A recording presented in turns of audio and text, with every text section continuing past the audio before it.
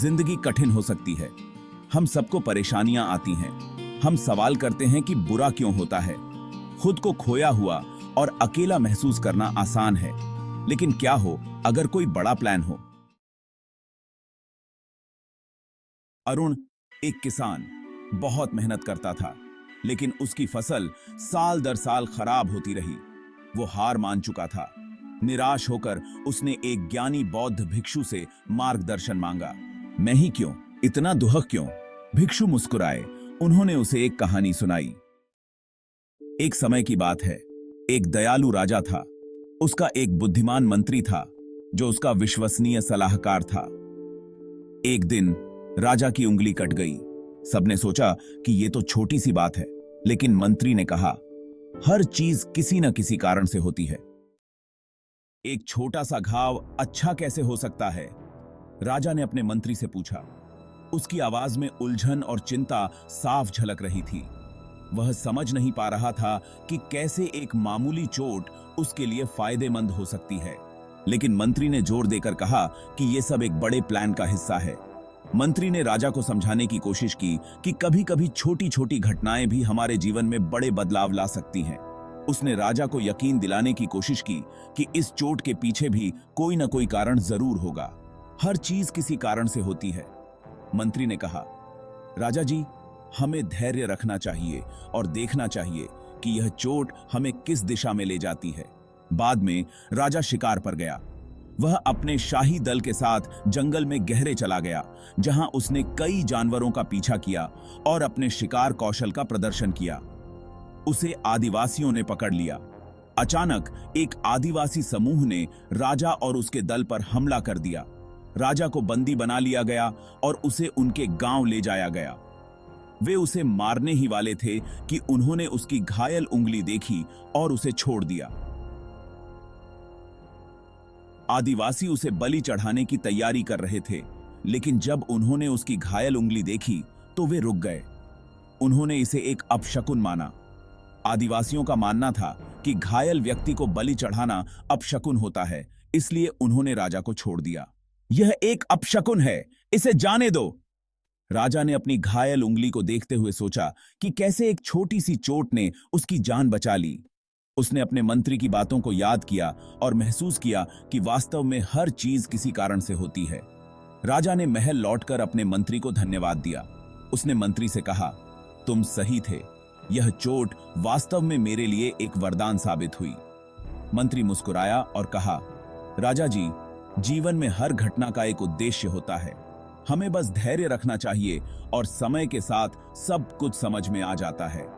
राजा और मंत्री ने साथ में महल के बगीचे में टहलते हुए जीवन के इस महत्वपूर्ण सबक पर चर्चा की। राजा ने सीखा कि कभी-कभी छोटी-छोटी घटनाएं भी हमारे जीवन में बड़े बदलाव ला सकती हैं। और इस तरह राजा ने अपनी चोट को एक वरदान के रूप में स्वीकार किया और जीवन में आने वाली हर चुनौती का सामना धैर्य और समझदारी से करने का संकल्प लिया।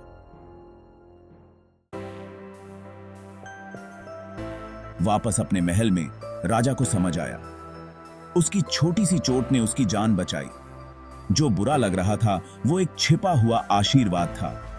हम हमेशा ये नहीं देख पाते, पर हर चीज का एक कारण होता है। मैंने ध्यान से सुना। उस समय मेरे जीवन में बहुत सी चुनौतियां थीं। मैं अक्सर सोचता था कि इन समस्याओं का समाधान कैसे निकलेगा, लेकिन उस दिन मैंने कुछ अलग महसूस किया। मैंने महसूस किया कि सुनना भी एक कला है और यह कला मुझे शांति दे सकती है। भिक्षु की कहानी ने मुझे आशा से भर दिया। उनकी बातें मेरे दिल को छू गईं। उन्होंने बताया कि कैसे उन्होंने अपने जीवन में कठिनाइयों का सामना किया और उन्हें पार किया। उनकी कहानी ने मुझे यह सिखाया कि हर समस्या का समाधान होता है, बस हमें धैर्य और विश्वास रखना चाहिए। उसे एहसास हुआ कि वो सब कुछ कंट्रोल नहीं कर सकता। जीवन में कई चीजें हमारे हाथ में नहीं होती, लेकिन इसका मतलब यह नहीं कि हम हार मान लें। हमें उन चीजों पर ध्यान देना चाहिए जिन्हें हम बदल सकते हैं। यह एहसास उसके लिए एक महत्वपूर्ण मोड़ था। मैंने इस सफर पर भरोसा करने का फैसला किया। मैंने सोचा कि अगर मैं अपने प्रयासों में ईमानदारी और समर्पण रखूं, तो परिणाम अवश्य ही सकारात्मक होंगे। यह सफर आसान नहीं था, लेकिन मैंने हर कदम पर खुद को मजबूत महसूस किया। उसने खेती करना जारी रखा, लेकिन एक नए नजरिए से। अब वह हर दिन को एक नए अवसर के रूप में देखता था। उसने अपने खेतों में मेहनत की, लेकिन अब वह अपने काम में एक नई ऊर्जा और उत्साह महसूस करता था। हर बीज जो वह बोता था, उसे एक नई उम्मीद की तरह देखता था। मैंने उन चीजों पर ध्यान केंद्रित किया जिन्हें मैं कंट्रोल कर सकता था, मेरा प्रयास और मेरा नजरिया।